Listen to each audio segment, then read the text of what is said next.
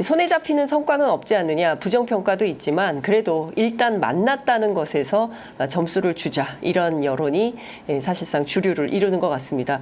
오늘은 다양한 정치 현안을 듣기 위해서 이분을 모셨습니다. 조국혁신당 수석 최고위원 맡고 계신 김선민 의원 자리하셨습니다. 어서 오십시오. 네, 안녕하십니까.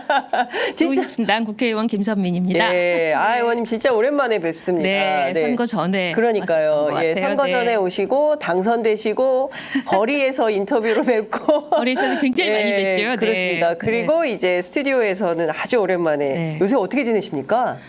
뭐 전국을 다니고 있습니다.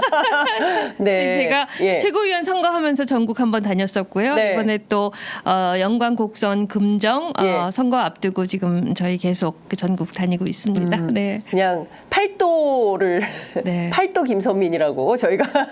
근데 늘 배웁니다.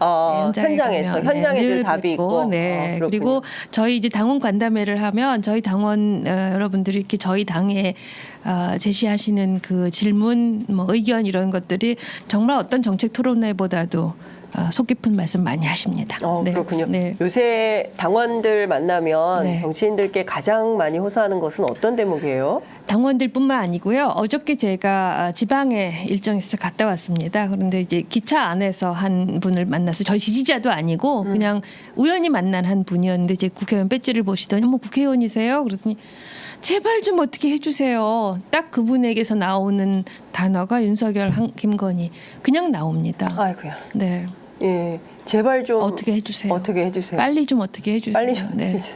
3년은 너무 길다. 캐치플레이즈로. 예, 지금 처음에 저희가 그거 시작할 때 굉장히 좀 세다 했는데 지금 전혀 아닙니다. 네, 그러니까요. 그러니까 민심이 정말 흉흉합니다. 그리고 대통령 지지율, 뭐 저희 잠깐 뭐 보겠지만 지난 금요일 나온 갤럽 조사에서 다시 또 23%. 그러니까 대통령 당선되고 두 번째 21% 찍고 그리고 총선 직후에 21% 찍고 다시 또 23%. 그러니까 사실상 국민 열 가운데 한 2명 반 정도만 윤 대통령을 지지하는 것이다. 이렇게 볼 수 있을 것 같고, 사실상 그 지표로 보면 보수층에서도 그렇죠. 상당히 균열이 있다. 이렇게 봐야 될 것 같습니다. 저희가 잠시 후에 또 리얼미터 조사도 소개해 드리도록 하고요. 사실 오늘 의원님 모신 이유가 있습니다. 이게 의료 대란이 너무 심각해서요. 심각하죠. 예, 그런데 지난주 있었던 대통령 기자회견 에서 윤석열 대통령이 뭐 현장 한번 가보십시오. 비상책이 잘 되고 있습니다. 그 뭐 자꾸 위기론을 설파하는 사람들은 의대 증원에 반대하는 사람들입니다. 이런 말씀 주셨어요. 의원님 어떻게 들으셨습니까? 두 가지 문제로 인식했어요. 첫 번째는 꼭 선거 전에 대파 875원을 방불케 했습니다. 첫째는 이게 제대로 보고가 안 되고 있구나.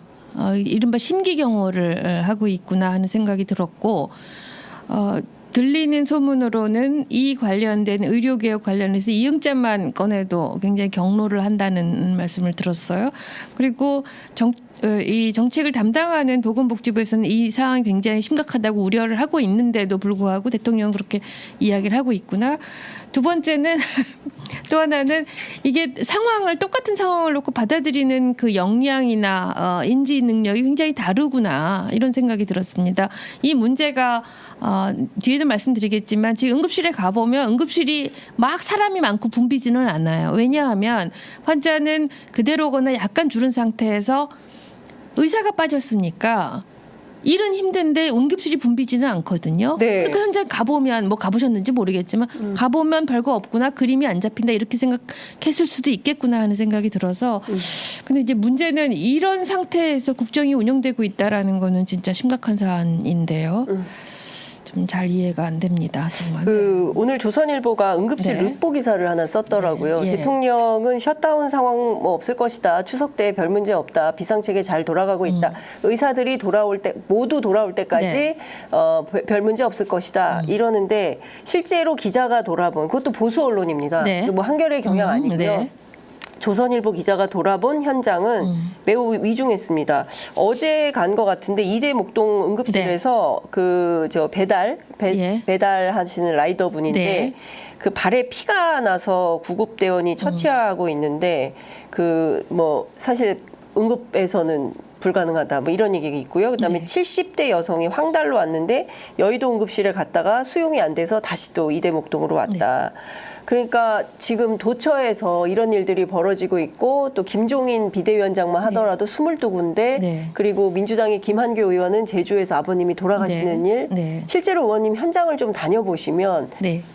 좀 응급실 상황이 지금 제가 지난주에 말씀을 드린 게 구로역에서 그때 철로 사고가 있지 않았습니까? 사고 수습하다가 피해자가 예, 생겼는데 그분은 저는 이 응급실 때문에 본 게 아니라 이 산재 처리가 어떻게 되고 있는지를 본 거였는데 그분이 수술을 할 의사를 찾기 위해서 16시간이 걸린 거예요.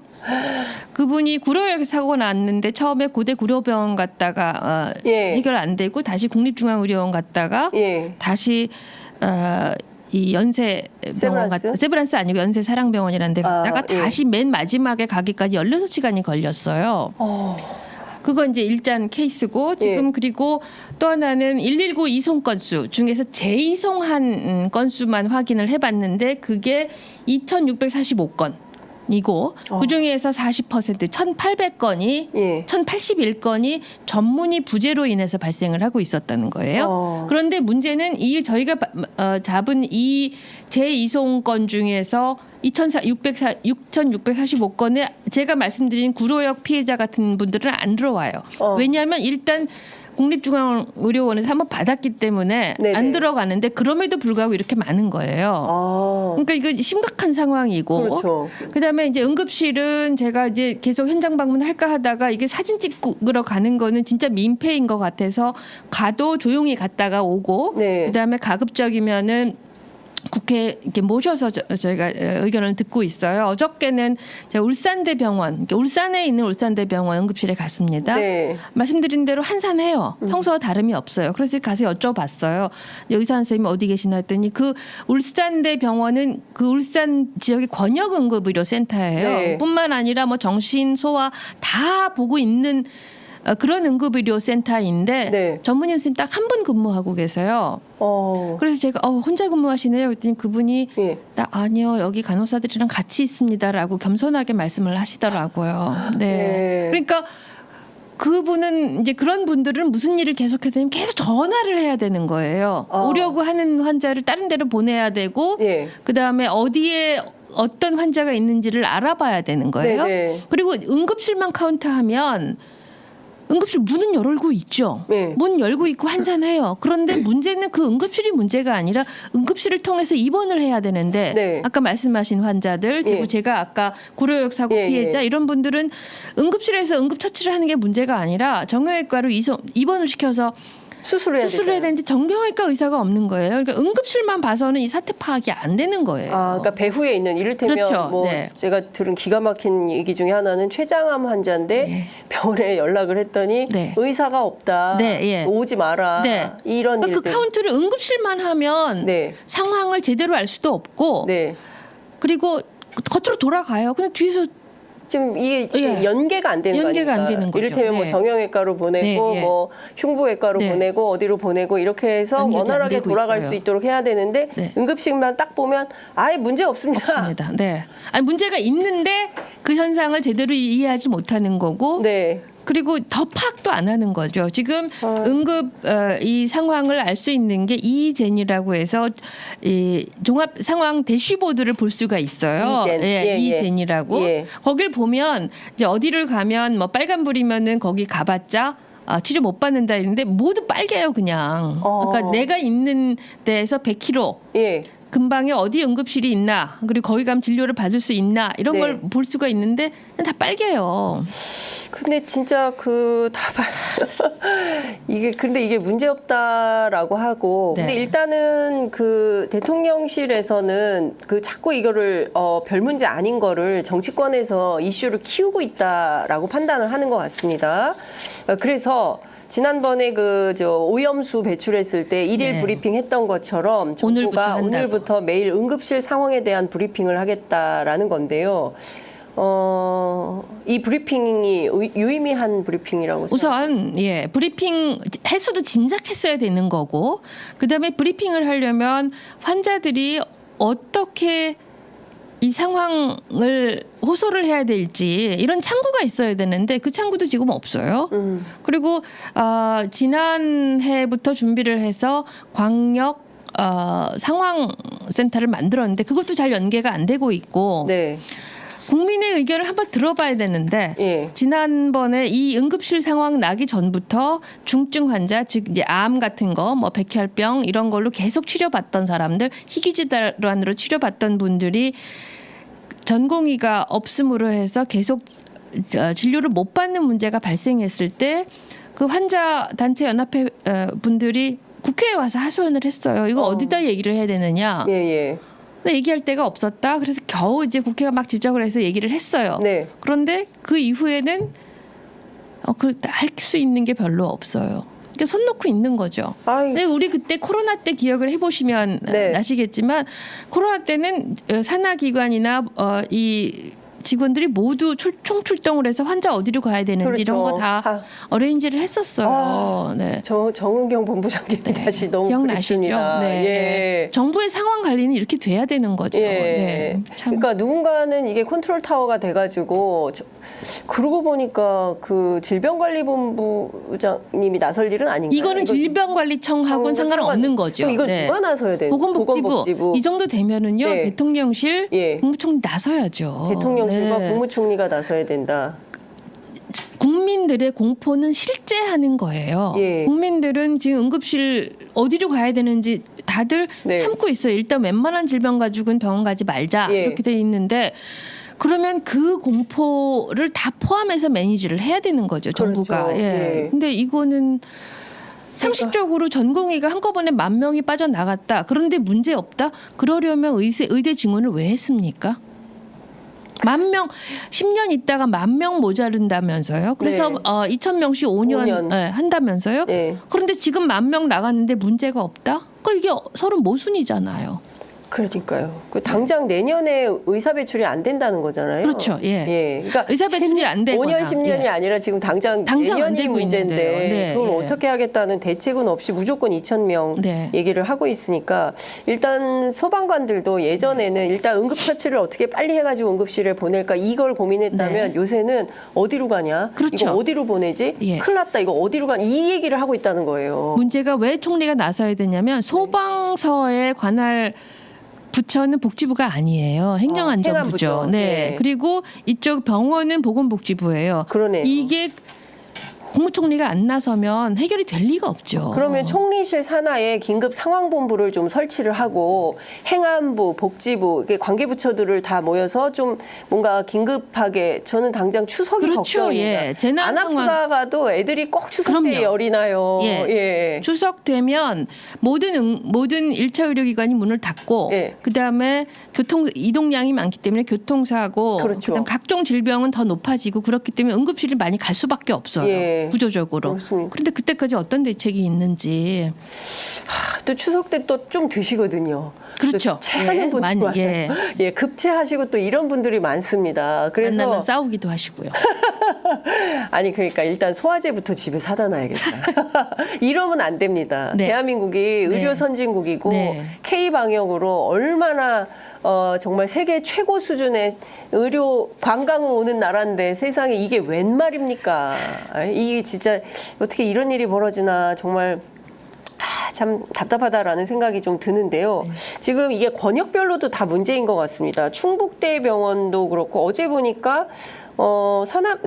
세종 충남대 병원에서도 그 공주에서 보내는 그 이송 환자가 20km를 거쳐서 왔다 이런 얘기도 있고요.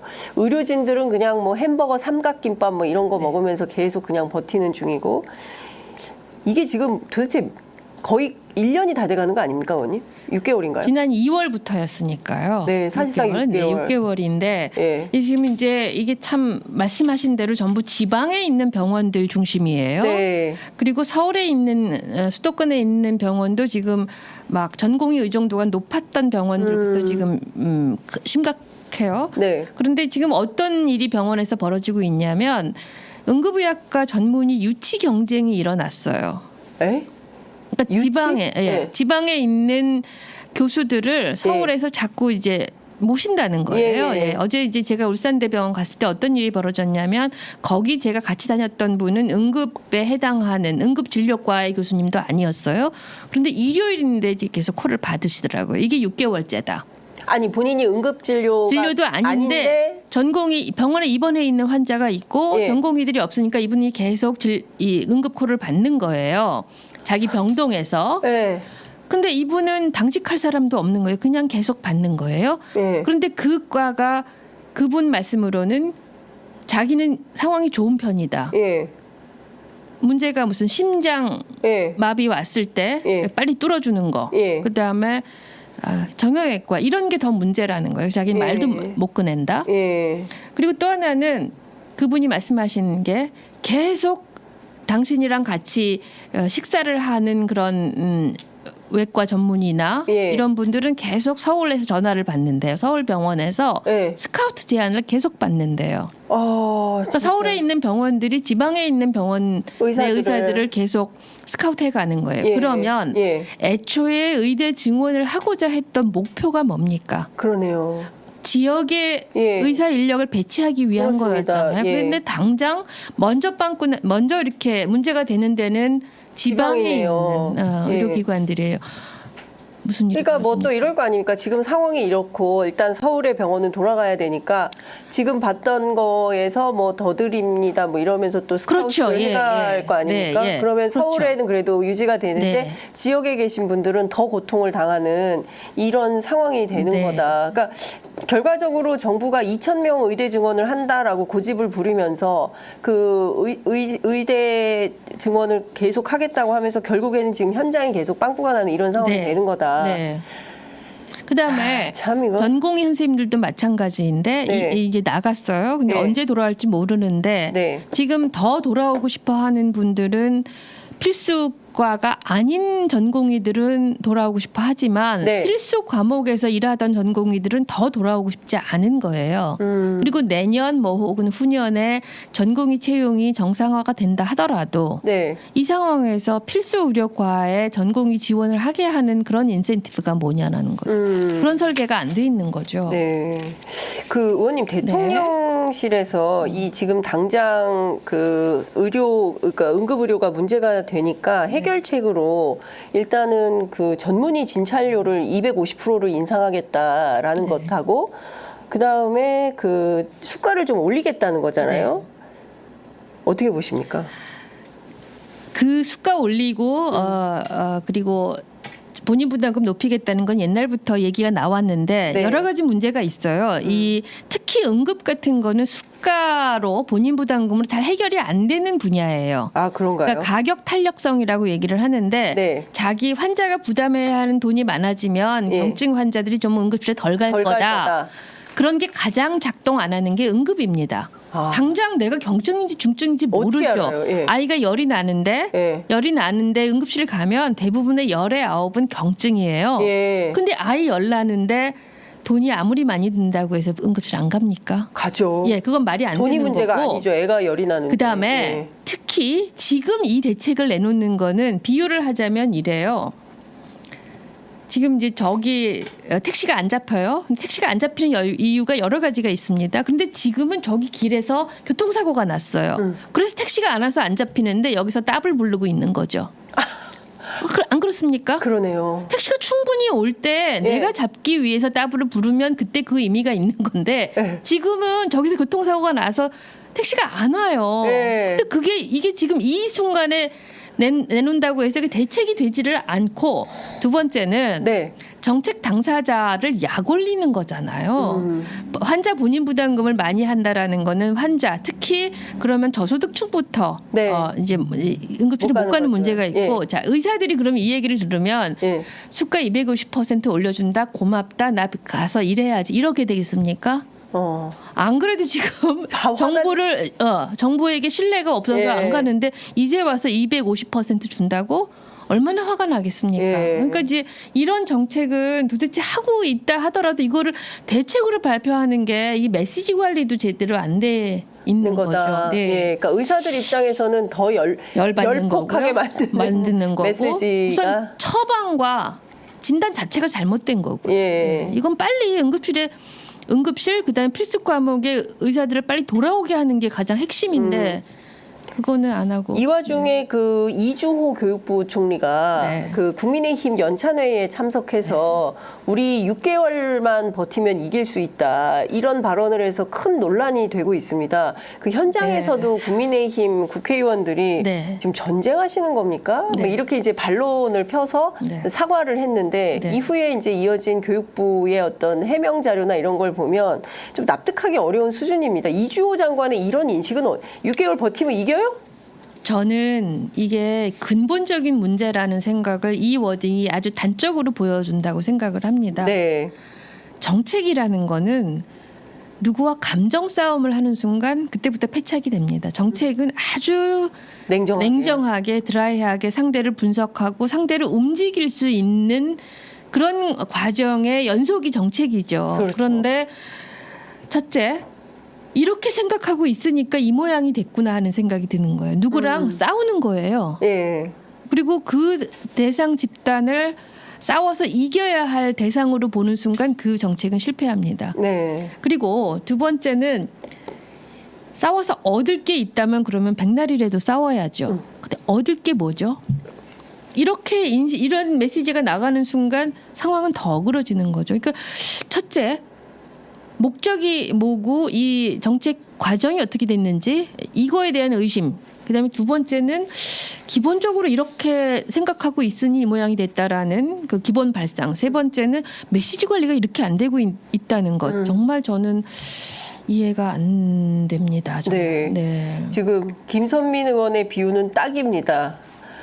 그 저기 교통사고 났는데 여기서 택시비 따블 부르고 앉았다.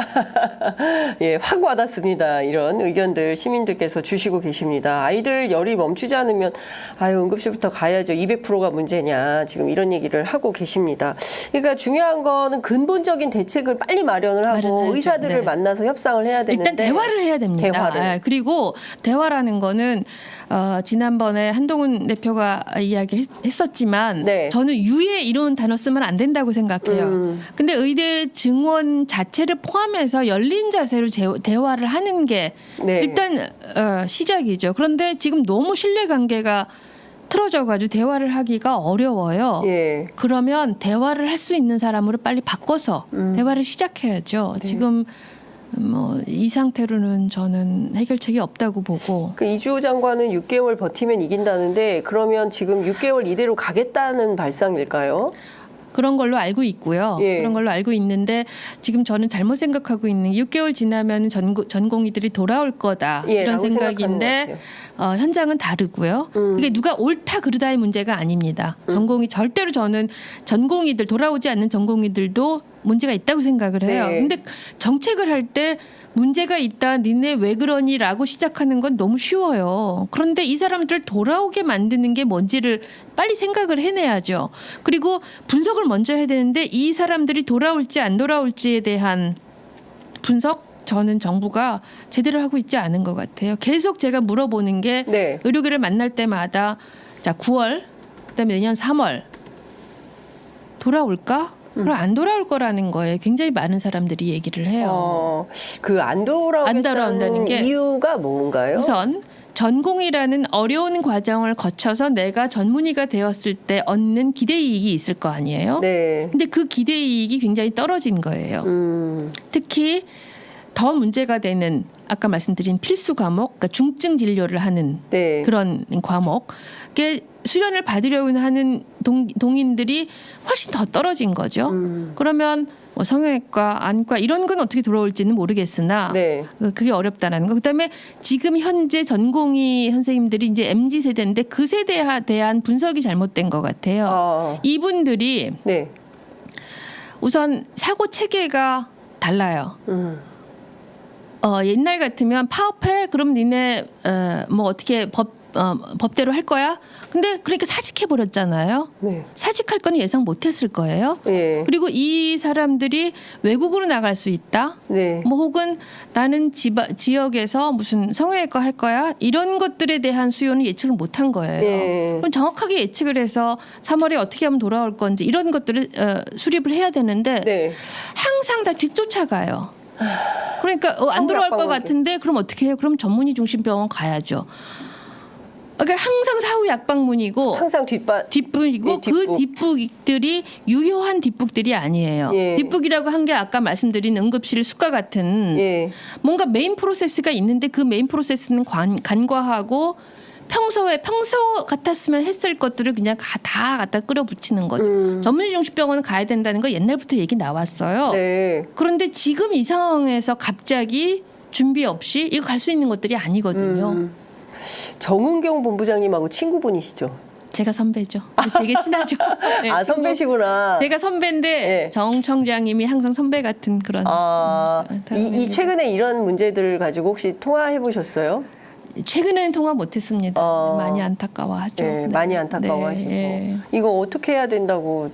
그래도 공직자셨으니까 해법이 좀 있으실 것 같은데. 말씀은 해도 제가 이거를 제 입으로 옮기는 거는 정 청장에게 적절하지는 않을 것 같고. 정 청장님은 네. 그 현장에서 그 어려움과 자연재난과 싸운 분이잖아요. 맞아요. 근데 이거는 자연재해도 아니에요. 어찌 보면은 사람이 풀 수 있는 그렇죠. 문제예요. 예. 이 문제를 인재죠, 가지고 인재. 그렇죠. 예. 인재 대표적인 인재죠. 예. 근데 이 상황이었으면 정은경 청장은 어떻게 했을까? 예. 이제 첫 번째 그 생각 저도 굉장히 많이 했고 예. 그런데 예. 정은경 청장이라는 훌륭한 사람이 리더십을 발휘하게 만들어준 것은 당시 정부였어요. 문재인 정부. 네, 예. 그 정은경 청장이 똑같은 그 방역과 관련해서 메르스 때 맞아요. 전면에 나서서 싸웠는데 그때 징계받았어요. 맞아요. 네, 그래서 정은경 청장이라는 훌륭한 사람이 충분히 리더십을 발휘하게끔 만들어주는 거는 리더의 역할이죠. 그런 면에서 저는 보건복지부 공무원들 볼 때마다 참 안타까워요. 저 사람들 훌륭한 방향타가 있었으면 방향 설정이 있었으면 진짜 훌륭하게 일을 해낼 사람들인데 그러니까 리더가 제대로 이렇게 돼 있으면 정말 현장에서 열심히 그 성과를 낼 수 있는 그런 훌륭한 공무원들이 지금 현장에서 다 뭐 이게 뭐 하는 건가라는 자괴감 속에서 스스로 목숨을 끊는 분이 있질 않나. 바깥으로 고발하는 군인 경찰이 있지 않나. 지금 막 이런 거 아니겠습니까? 그리고 또 하나가 이제 우리가 기억하는 거는 지난 코로나 때의 그 정부의 대응을 기억하는데 저는 이런 상황하고 비슷한 게 2000년 의약분업 때였어요. 아마 이제 40, 50대들은 다 기억을 하실 텐데 그때도 의약분업이라는 과제를 추진하면서 의료개혁 굉장히 오랫동안 그 당시 파업이었어요. 사직은 아니었고요.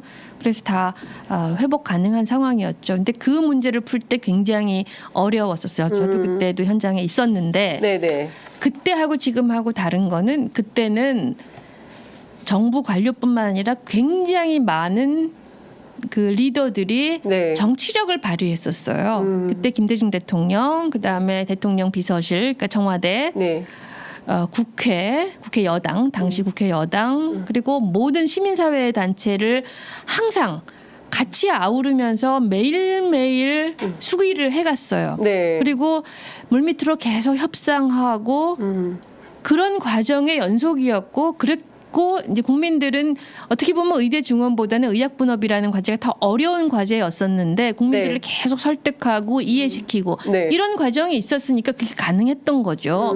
그게 바로 정치력이죠. 정책 방향 의대 증원해야 되는 거 맞아요. 근데 그 어마어마한 정책을 추진하려면 반발이 있을 거는 충분히 예상 가능한 거였고요. 4년 전에 400명 하려고 추진하려다가 반대에 부딪혔었잖아요. 그러면 충분히 예상 가능한 거였고 그 상황에서 어떤 정치력을 발휘할지도 계획을 잡았었어요. 그런데 지금 정치력이 있습니까? 그러니까요. 정치력은 끊임없는 대화와 타협 이거의 산물인데 그런 과정이 전혀 보이지를 않는다는 그러니까 거예요. 이게 지금 제일 큰 문제가 그러니까 서로의 고집을 꺾겠다라는 태도인 것 같아요. 그러니까 대통령은 내가 이번에 뚝심을 가지고 의사, 그 기득권 집단들 말이야. 그 집단 카르텔 내가 확실히 꺾겠어. 이거 내가 진짜 의료개혁 요거 하나는 내가 확실한 성과로 가져가겠어 라는 대통령의 인식과 의사들은 절대 거기에 부응할 수가 없어. 왜 2,000명인지 우리가 400명도 반대했는데 2,000명 말도 안 돼. 2026학년도 그 대화 제의했지만 아무도 대화하지 않을 거야. 뭐 이런 극강의 이게 갈등이 계속되니까 중간에서 정말 고래 싸움의 새우등은 국민만 터지죠. 그 2,000명 관련해서도 이제 뭐 계속 2,000명이 과학이라고 얘기를 하는데 2,000명을 찝는 순간 그거는 비과학이다. 주술이다라고밖에 얘기할 수 없는 게 2,000명은 주술입니까? 생각해 보세요. 우리가 여론조사를 할 때 그때 여론조사를 할 때에도 우리 항상 신뢰 구간을 얘기하잖아요. 그래서 뭐 지지율이 21%다. 그러면은 플러스 마이너스 몇 퍼센트가 오차 범위다. 그래서 21%라고 하더라도 19%는 틀렸냐 이렇게 얘기를 안 해요. 그 국민들 다 이해해요. 그런데 하물며 미래를 추계하는데 2,000명은 옳고 신뢰 구간이 없다. 신뢰 구간이라는 거는 그 안에서는 전부 다 타협 가능하다는 얘기죠. 근데 신뢰 구간 없는 2,000명을 딱 얘기하는 순간 저거는 과학이 아니죠. 미래를 어떻게 추계를 해요? 진중권 교수가 왜 2,000명이냐 그랬더니 김건희 여사하고 통화한 내용을 밝혔는데요. 김건희 여사도 과학적이라면서 이거 2,000명 해야 됩니다. 완강하게 나오더라 이런 얘기인데요. 그 앞서도 말씀하셨지만 윤 대통령도 이응자 의료개혁의 이응자만 나오면 그렇게 경로를 하고 이 얘기 말도 못 꺼내. 2,000명은 과학이다. 왜 2,000명 의원님께서는 2,000명은 주술이다. 그러니까 딱 찝는 순간 어떻게 미래 추계를 하는데 경제 전망을 할 때에도 딱 그 숫자를 얘기하지 않잖아요. 그렇죠. 얘기를 하고 모든 추계라는 거는 방향이고 그거는 컨디션에 따라서 얼마든지 바꿀 수 있어야 되고 추계는 그게 맞는 순간 추계가 잘못된 거예요. 추계는 바뀔 수밖에 없어요. 그리고 두 번째는 모든 인력 정책이나 이런 대책들은 설사 부족분이 2,000명이 나왔다 하더라도 역량을 감안해서 설계하는 것이 정책이죠. 그러면 2,000명 부족하다 하더라도 지금이 역량이 400명이면 400명부터 쌓아가는 거죠. 그걸 고려 안 하고 2,000명이라고 얘기를 하는 순간 저걸 왜 저러지? 저는 처음에는 2,000명 얘기하고 그 어느 정도의 선에서 타협을 할 줄 알았어요. 근데 계속 간다? 도대체 왜 저렇게 고집을 할까? 그때 우리 선거 당시에도 한번 그런 얘기를 한 적이 있고 지금 와서도 2,000명을 고집한다? 그건 정말 이해할 수 없는 거죠. 진짜 그 2,000명에 대해서는 과학인지 주술인지는 저희가 좀 확인을 해봐야 될 것 같습니다. 기자들이 좀 취재를 해서 이게 과학인지 주술인지 좀 밝혀주시기 바랍니다. 진중권 씨의 인터뷰는 제가 봤는데 제발 그거는 진중권 씨가 거짓말이었으면 좋겠어요. 우리나라가 그렇게까지 아니었으면 하는 바람이 있는데 점점 나오는 그 정황들은 그거 아니면 설명하기 어려운 정황들이 너무 많이 나와요. 주술 아니면 설명이 안 되는 정황들이 너무 많이 나온다. 21세기 AI 시대에 주술이 웬 말이냐라는 생각이 좀 듭니다만. 자, 의원님 이것 좀 여쭤보겠습니다. 어제 그 국회에서 이재명 대표, 한동훈 대표 그리고 한동훈 대표, 이재명 대표 간의 여야 11년 만에 대표 회담이 있었습니다. 어떻게 보셨어요? 어제 동접자가 상당히 높았습니다. 그러니까 국민들 관심은 대단히 높았던 회담이었는데. 첫 번째는 이제 국민 관심에서 이제 말씀을 드리자면 정말 다들 시시각각 확인하지 않았습니까? 얼마나 국민의 원망이 컸겠습니까? 두 사람이라도 만나서 뭔가 이 상황을 타개해 나갈 그런 것들을 제시하길 바란다. 그런 점에서 진작했어야 할 건데 좀 늦었다는 점이 있는데 두 가지 측면에서 문제가 있다고 생각해요. 예. 두 가지는 뭐냐면 물론 다수 야당과 제1야당과 여당 대표가 만났지만 저희는 그 자리에는 유의한 그런 다양한 정당들이 같이 만났어야 한다. 왜냐하면 이 민생 사안에 대해서는 거대 양당의 합의만으로는 되지 않는 것들이 굉장히 많아요. 네. 그래서 이런 다양한 소수 정당과 함께 만나야 한다. 그리고 의제들이 더 많이 제기되어야 한다. 두 대표들이 만나면 의제들을 정하는 데서부터 한계가 있을 수밖에 없지 않습니까? 그러면 네. 다양한 목소리를 듣고 더 협상력을 발휘하려면 다양한 정당들이 다 같이 만나야 된다라는 점. 네. 두 번째는 뭐 당연한 귀결이긴 하겠지만 빈손이었다. 가장 국민들이 지금 이 현안으로 느끼는 거는 의료 대란 아닙니까? 네네. 거기에 대한 결론 아예 의지에도 이르지 못했고 뭐 이렇게 두 분이 얘기한 거는 있지만 그거는 너무 하나마나한 소리 정도였기 때문에 좀 기대치지 못했다라는 점. 하지만 이제라도 만났으니 앞으로 계속 더 가야 된다. 근데 결국은 네. 한동훈 대표가 뭘 하겠습니까? 윤석열 대통령이 네. 마음을 바꿔야죠. 네. 그러니까 결과적으로는 어제 빈손 회담이었기 때문에 일단 만난 것도 뭐 그 뭘 할 수 안 만나는 것보단 나았겠지만, 낫지만, 예, 네. 그렇지만 이거는 네. 결코 문제를 해결할 수 있는 그런 계기는 되지 못했다. 네. 생각을 합니다. 일단 그래도 뭐 민생 법안과 민생 현안에 대해서는 네. 뭐 대책 기구를 만들자고 네. 합의를 했고 네. 그게 초미의 관심사였던 네. 뭐 최혜병 특검이라든가 또 25만 원 네. 민생회복 지원금 뭐 이렇게 주요한 현안에 대해서는 금투세 뭐 네. 이런 것들에 대해서는 합의하지 못했고 여러 가지 의제들에 대해서는 뭐 그냥 벙벙하다 이런 느낌을 저도 좀 받았습니다. 네. 그러니까 핵심적인 이슈에 대해서는 뭐 하지 못하는데 다만 초반에 그래도 서로 그 양당이 네. 의료 대란에 대해서는 네. 저 국민의힘 쪽에서 의료 대란에 대해서는 다루지 않겠다고 했지만 그래도 추석의 응급의료 대책에 대해서는 합의를 한 것. 요 점은 어떻게 평가를 하십니까? 기본이죠. 사실. 기본이다. 근데 네. 기본인데 그 전반적인 그런 대화 없이 그게 해결될 거라고 저는 생각하지 않습니다. 네. 참 이게 뭔가 좀 그 적극적으로 여야 간에 그리고 전체 야칠당이죠. 야칠당 간의 어떤 연대 이런 걸 통해서 뭐 이렇게 뭔가 좀 새로운 돌파구가 마련되기를 많은 국민들께서 바라고 있는데 현재로서는 거기까지 간 것은 아닌 것 같다. 예. 뭐 어제 태도나 이런 건 좀 어떻게 보셨어요? 뭐 테이블이 너무 커서 이재명 대표가 멱살도 못 잡겠네. 사실은 화가 어저께 나도 멱살 못 잡겠네. 뭐 이런 제가 얘기를 하셨다고. 울산을 갔다 오느라고 네. 그거를 이렇게 동영상을 보지는 못했습니다. 예, 예, 네. 그런데 예. 이 분위기는 전해 들었는데, 네. 근데 뭐 그렇군요. 그래도 처음 만나는 거 자체가 의미가 있다. 예. 그 지금 뭐 정치 현안들이 너무 많아서 저희가 쭉 여쭤봤고요. 네. 그 이 문제도 좀 여쭤보도록 하겠습니다. 지금 지난주에 워크숍 하지 않았습니까? 조국 혁신당. 네. 그 재보궐 선거에 올인하겠다. 네. 이런 전략을 세우셨는데요. 어떻게 이번에 사실 그 재보선판이 좀 커졌습니다. 서울교육감 조희연 그렇더라고요. 교육감이 네. 교육감직에서 네. 현직에서 물러나게 됨에 따라서 사실상 서울교육감, 부산 금정구청장, 인천 강화군수, 전남의 영광 곡성군수. 그러니까 큰 틀에서 언론은 서울, 영호남 이렇게 세 지역에서 또 다시 이제 그 재보선 판이 열리는 거다. 이렇게 분석을 하고 있는데요. 조국혁신당은 좀 어디에 포커스를 맞추고 준비하고 계십니까? 저희는 일단 아직까지 결정한 것은 영광, 곡성, 금정. 네. 이 선거에는 후보를 내고 그리고 총력을 다하겠다. 네. 이게 저희가 결정한 거고 그런 의미에서 지난 워크숍도 영광과 곡성에서 하고 그리고 당원 간담회 거리 인사 드리고 왔습니다.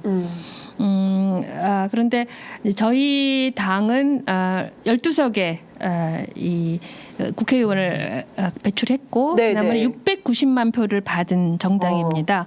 그래서 뭐 당연히 재보궐선거에서는 후보를 내야 되는 것이 저희는 당연하다고 생각을 하고 네. 이제 그건 이제 이론적인 얘기였고 지난번 영광 곡성 지난주에 갔다 와서 느낀 거는 반응이 굉장히 뜨거우세요. 그래요? 예. 거기 뭐 대표님 월세방 얻으셨습니까? 대표님은 아직 월세방을 구하진 못했고 예. 왜냐하면 대표님 세 군데를 다녀셔야 되기 때문에 예. 어디에 월세방을 얻을지는 좀 판단을 하셔야 되고 부산에 얻을지 그 영광이나 영광 곡성 어디에 하나 얻으셔야 되고 부산은 이제 집이 있으시니까 부산 집이 네, 있고 있으니까 그럴 것 같은데 예. 신장식 의원은 네. 곡성 군청로 어디에 얻었대요. 예, 얻어서 거기서 이미 그날은 거기서 이제 묵었어요. 월세방에서 주무셨어요? 네, 그랬다고 들었습니다. 네. 그런데 그 이제 가면 거기 어르신들도 많고 당원들 많지 않습니까? 이제 지역 주민들 많지 네. 않습니까? 뭐 거리 인사를 멜론도 선물 했는데 받고 그러신 것 같던데. 네, 샀어요. 산 거예요? 예. 당원 간담회에서 멜론 선물 받았고 예. 그리고 이제 거리에서는 포도를 이제 포도를 한 샀죠. 박스 사시고. 그런데 반응이 굉장히 뜨거워요. 그때 총선 때 같이 일단 저희를 다 아시더라고요. 시민들께서 시민들이 다 당원들 아시고 말고 시민들이 굉장히 관심이 많으시고 저희 가니까 너무너무 좋아하세요. 무슨 얘기들 하세요? 우선 이제 윤석열 윤 대통령. 거기도 똑같아요. 거기도 민심이 다 똑같고 똑같구나. 그다음에 호남 정치 바꿔야 한다는 말씀을 생각보다 많이 하세요. 호남 정치 바꿔야 된다. 한다. 호남 정치 바꿔야 한다는 얘기를 굉장히 많이 하시고 잘해라. 그리고 조국 대표한테 특히 이제 여성 어르신들이 정말 고생했다. 이제 좋은 정치 풀어라. 그리고 이제 그 옥과라는 지역에 그 경로당에 갔는데 거기 회장님이 여성 분이셨어요. 이제 아주 이제 카리스마 있는 분이었는데 저랑 이제 계속 말씀을 나눴는데 저렇게 선한 사람이 너무 고생을 했다.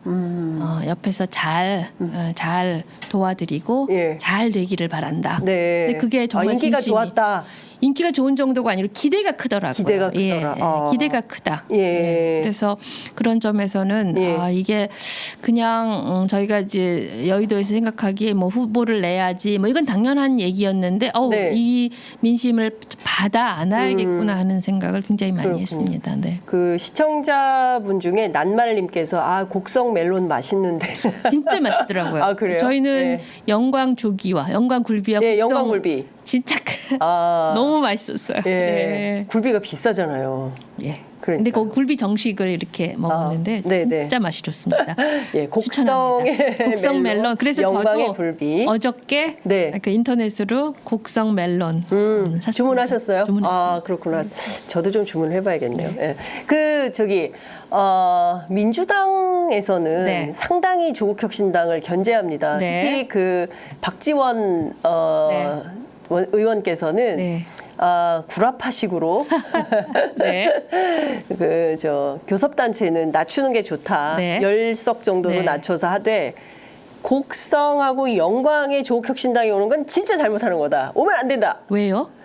그 민주당이 해야 된다 이런 거 아닐까요? 왜요? 왜요? 저는 그걸 계속 왜요를 여쭤보고 싶은데 그래서 뭐 협력해야지 뭐 정권 교체해야지 근데 곡성의 군수가 누가 되는 거하고 정권 교체하고 무슨 상관입니까? 그리고 곡성 군수가 조국혁신당에서 된다면 영광 군수 조국혁신당이 된다고 저희가 이 정권 교체 열심히 안 하지 않죠. 그리고 이제 똑같은 상황인 게 지난 2월, 3월 이때 저희가 창당했을 때 반응 기억하시죠? 민주당에서 절대로 안 된다고 했죠.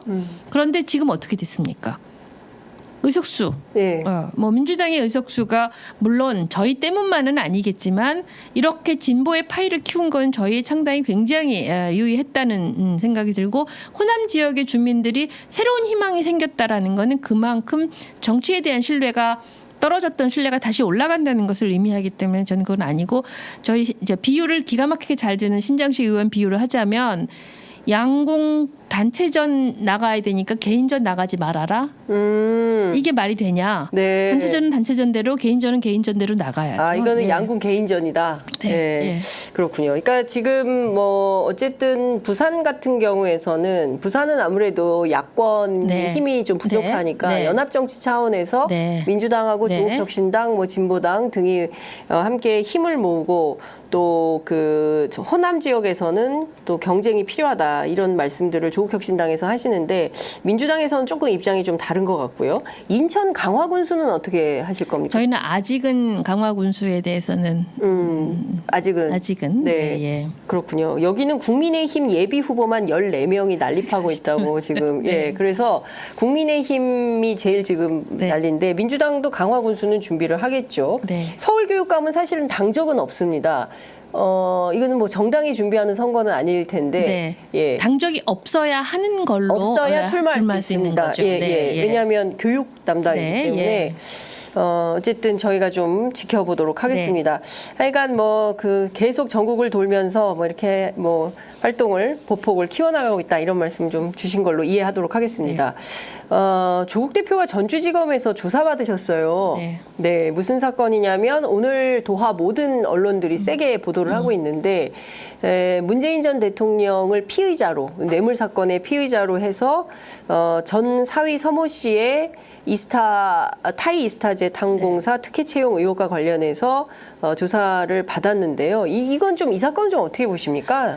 뭐 전형적인 국면 전환용 수사라고 이제 많은 언론들이 보도를 했죠. 그런데 네. 저는 참 안타까운 게 국면 전환에는 전혀 기여하지 못할 겁니다. 아, 이게 이 왜냐하면 사건이? 예. 지금 문재인 전 대통령께서 이제 따님인 문다혜 씨 이 남편을 특혜 네. 채용을 했다라고 하는 순간 모든 국민들이 뭘 연상을 합니까? 김건희 여사를 연상할 거 아니에요? 예, 김건희 여사 얘기가 바로 나옵니다. 그러니까 이거를 가만히 있으면 차라리 좀 잦아들 텐데 이거를 터뜨리는 순간 김건희 여사가 딱 떠오르게 하는 거잖아요. 이게 무슨 국면 전환용입니까? 제가 듣기로는 전주지검장이 새롭게 부임한 네. 이창수 지검장이 부임한 이후에 속도를 내기 시작한 거로 알고 있습니다. 저는 그렇게 알고 있는데 이게 대표적인 벌거벗은 임금님인 것 같아요. 윤 대통령이 시켰는지 안 시켰는지 모르겠지만 네. 이거 하면은 뭐 누가 좋아하겠지라고 네. 생각해가지고 예. 아마 시작했을 것 같은데 네. 착각이고 오산이고 그렇게 생각했다면 네. 말도 안 되는 거고 정말 국면 전환용 수사를 그러니까 성공한다면 그건 그거대로 말이 안 되는 거고 참 이건 안타까운 네. 일입니다. 네. 지금 당초에 원래 이 사건을 수사하던 네. 전주지검에 있었죠. 전주지검장 하던 이창수 지검장이 서울중앙지검장으로 와서 지금 김건희 여사 명품백 사건을 네. 무혐의 종결 처리를 했죠. 네. 예, 한 거고 지금 전주지검장은 박영진 네네. 전주지검장이 이 사건을 좀 담당을 하고 있는데 조국 대표가 페이스북에 글을 올리셨는데요. 선택적 과잉 범죄화가 또 시작이 되었다. 네. 그러니까 이른바 문재인 전 대통령에 대한 검찰 수사의 논리를 빗대어서 본인 사건과 비교를 한 것인데요.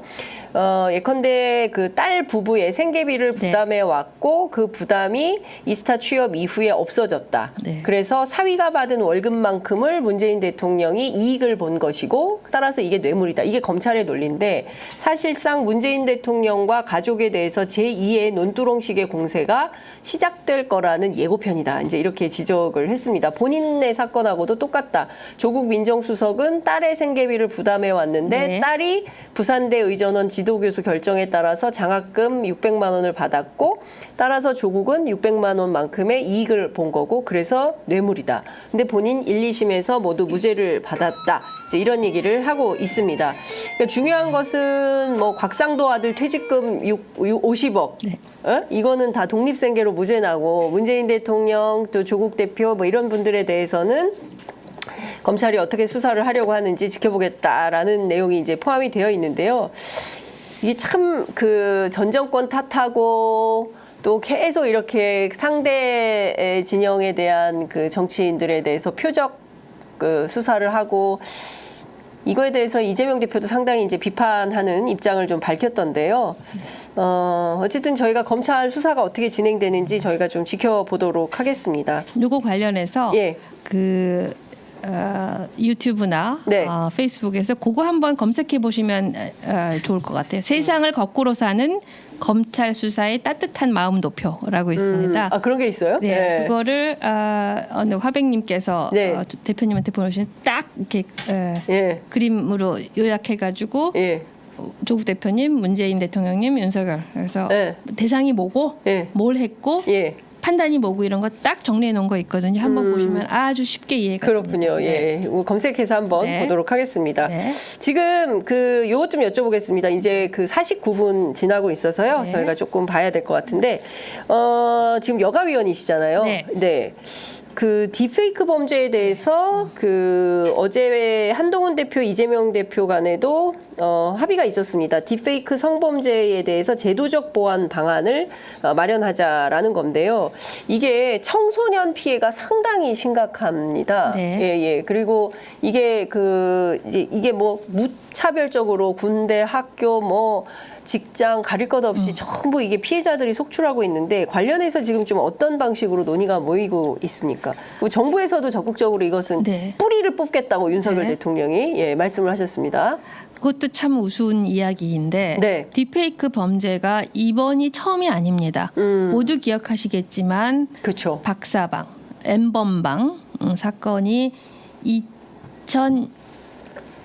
2018년이었죠. 네. 그래가지고 조주빈, 갓갓 뭐 이런 사람들이 네네. 그 당시에 어떤 일이 있었냐면 법무부의 디지털 성범죄 대응 TF 팀이 21년 7월에 네. 공식 출범을 했고요. 당시에 그 팀장이 누구였냐면 서지현 검사, 네, 네, 미투의 네, 네. 그 폭로한 검사님인 서지현 전 검사였죠. 그 당시에 그래서 형사사업법 대응체계, 영상물 삭제 폐기 방안, 피해자 보호 체계 구축 이렇게 해서 시스템을 갖춰 나갔고요. 네. 당시에 법을 30몇 개의 법을 만들고 해 나갔습니다. 그런데 네, 네, 네. 그 TF 윤석열 대통령 취임하자마자 없애버렸어요. 그러니까 이번 일이 처음이 아닌 거예요. 딥페이크 범죄가 문제 있다라는 거는 처음부터 알고 있었고, 네. 그리고 이 주무부서가 여성가족부예요. 네. 딥페이크 대응. 주무부서 여성가족부 장관도 없죠. 지금 축소 뭐 없애려고 하고 있죠. 지금 장관 없습니까? 없습니다. 아직 임명 안 됐습니다. 차관이 대응하고 있죠. 네. 이게 말빨이 서겠습니까? 그러니까 이거는 성폭력 같은 거는 기관도 마찬가지고 국가도 마찬가지예요. 이 강력한 최고 의사결정자의 의지가 어떠냐에 따라서 달라지는 거예요. 그러니까 지난번에 저희가 이야기한 것도 이번 피해자는 결국 피해자들이 밝혀낸 거예요. 네. 이렇게 역사가 이렇게 발전하다가 다시 후퇴하는 이런 일은 네. 그래서 저희는 오늘 이것도 1시 20분에 기자회견을 할 여성 의원들 중심으로 물론 네, 남성 의원도 오지만 네. 기자회견 할 예정이고 예. 법무부에서 빨리 이걸 예. 대응해야 되고 여성가족부 그다음에 그 정보 관계정통부에서도 이걸 해야 됩니다. 네. 그래서 대책을 마련을 해야 됩니다. 그렇군요. 그래서 저희도 입법 준비를 하고 있고요. 예, 아우 정말 이게 정말 이거는 여성 남성의 문제가 아닙니다. 아니고요. 남성도 네. 피해자가 될 수 있고 맞습니다. 이거는 네. 성대결이 아닙니다. 네. 인간에 대한 네. 예, 네. 휴머니즘. 예. 예. 사람에 대해서 그런 네. 짓을 하면 안 안 되는데 되죠. 예. 사람을 이렇게 대상화하고 성적으로 착취할 수 있다고 네. 생각해서 이런 범죄 행위를 네. 그것도 어린 그 학생들, 청소년들이 그 피해 대상이라고 한다면 이거는 어른들이 묵과해서는 안 되겠죠. 네. 어떻게든 이 빠른 대책이 좀 필요한데 이것도 뭐 정쟁이다 이러면서 차일피일 또 예. 대통령 거부권 행사 아니 그건 안 할 안 겁니다. 네, 예. 안 하겠죠. 혹시 22번째 안 하시겠죠? 국민의힘도 예. 대책을 내고 있으니까요. 예, 네. 설마 그러진 네. 않으시겠죠. 그럴 거라고 믿습니다. 예, 네. 다른 거 몰라도 아이들이 안전하지 않은 나라는 이건 네. 좋은 나라 아닙니다. 네. 예, 어떻게 됐든지 간에 아이들이 행복해야 되는데 애들이 왜 이렇게 행복해야 되는 거 정도가 아니라 최소한의 안전이라도 보장이 지켜야 되는 돼야죠. 거죠. 네. 예, 근데 그게 안 되니까 세상에 도대체가 이게 어떻게 살아야 되나 네. 답답한 마음이 좀 네. 드는 겁니다. 자, 끝으로 이것 좀 여쭤보도록 하겠습니다. 오늘부터 정기국회가 시작이 되는데요. 대통령은 끝내 시정연설 안 하시는 거죠? 안 한다고, 87년 6월 민주항쟁 이후에 최초의 처음. 대통령입니다. 국회 개원식에 참석 안 하기로 결정했습니다. 네. 이런 대통령 처음이죠. 처음이라고 들었습니다. 예. 그리고 안 오실 줄 아셨습니까? 저는 안 올 거라고 뭐 공식적인 걸 들은 건 아닌데 이 기조로 보면 안 오겠네. 뭐 올 거라고 생각하진 않았습니다. 저희 당에서는.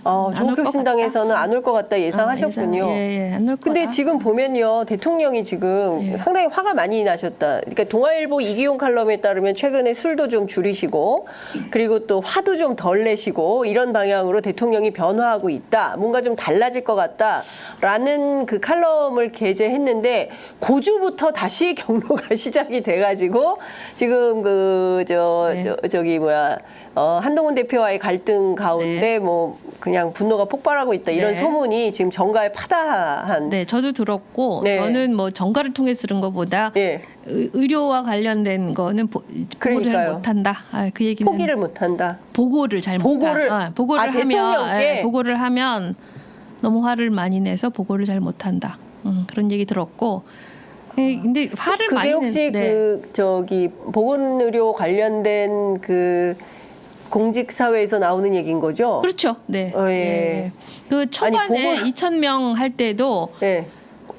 제가 들은 거는 이제 복지부에서는 어느 공무원이 2,000명 지금 현재 정원 3,000명인데 네. 2,000명을 늘리겠다고 누가 이렇게 생각을 하겠어요. 그러니까요. 그래서 뭐 이게 뭐 최선입니다 할 때마다 이제 화를 내서 네. 그래서 그랬다는 얘기는 한참 전부터 들었어요. 저는 제가 이제 정치권에 나오기 전부터.